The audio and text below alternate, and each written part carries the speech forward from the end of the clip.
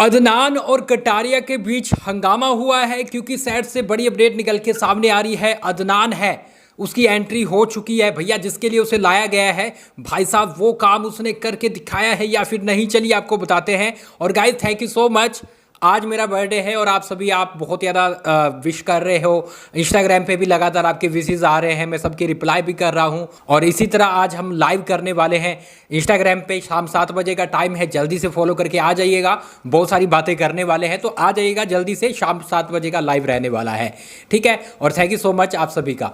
ऐसे में गाइज अब क्या हुआ है, देखो गाइज, घर में आपको पता है नया सदस्य आया है अदनान शेख। वैसे तो उसकी आज एंट्री करवाई जानी है, एपिसोड में आप देख पाओगे, लेकिन अभी वो घर में क्या कर रहा है वो भी बताता हूँ। लेकिन पहले एपिसोड में जब एंट्री करेगा तब क्या होता है, जैसे वो आता है गाइस और उसे कन्फेशन रूम से लाया जाता है, घर में पहले ही मैसेज आ जाता है कि घर में कोई नया सदस्य आने वाला है। कटारिया है वो शौक हो जाता है, लेकिन इसके बाद जब कन्फेशन रूम में बुलाकर अदनान को बैठाया जाता है और उधर से टीवी है वो ऑन कर दिया जाता है, यानी घर वाले वो सोफा पर बैठकर सब कुछ देख रहे होते हैं। अब अदनान को बोला जाता है कि आपको पता है हमने आपको किस लिए बुलाया है, आप किस मकसद के लिए आए हो। यहाँ पर अदनान शेख है वो बोलता है जी हाँ, कटारिया है वो यूज कर रहा है दोस्ती का, मतलब कि विशाल का वो यूज़ कर रहा है। और इसके साथ उन्होंने बोला कि जो लैपड़े मारेंगे, थप्पड़ मारेंगे, ये अरमान की गलती नहीं है, ये कटारिया की है। उसी की वजह से अरमान ने थप्पड़ मारा, उसने पहले बोला तो उसके बाद हंगामा हुआ। तो कहीं ना कहीं कटारिया को टारगेट किया गया और बिग बॉस ने दिखाने की कोशिश की है कि कटारिया तो तैयार हो जाए क्योंकि तुम्हारे लिए यहाँ पर अदनान शेख आ चुका है।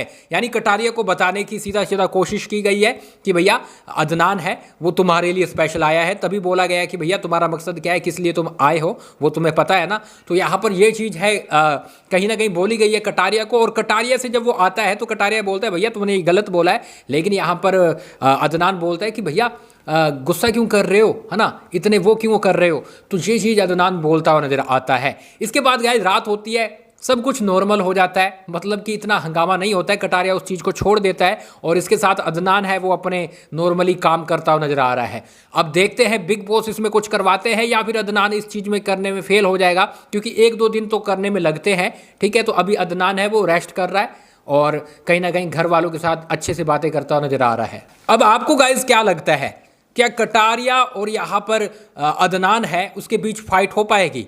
जो एल्विश और फैजू के बीच ये चीज़ें क्रिएट की गई है कि भैया उनका भी एक तगड़ा फैंडम है, उनका भी तगड़ा फैंडम है और इस फैंडम का फ़ायदा उठाकर हम बहुत तगड़ी टीआरपी बटोर सकते हैं और इनके बीच में झगड़ा करवा सकते हैं। एल्विश ने भी बोला कि भैया ये ऐसे लोग हैं जिनके साथ कभी ठीक हो ही नहीं सकता और मैं देखना चाहता हूं कि कटारिया कैसे रिएक्ट करता है अदनान के साथ, तो अब मजा आएगा, ये एल्विश ने भी बोला है।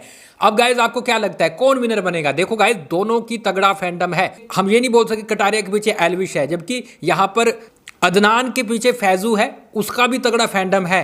तो भैया अब इक्वल कंपटीशन हुआ है, अब देखते हैं कौन विनर बनेगा। आपको क्या लगता है लिख डालिए कमेंट बॉक्स में और जल्दी से इंस्टा पे आ जाइए, वहां पर अपन लाइव मिलेंगे।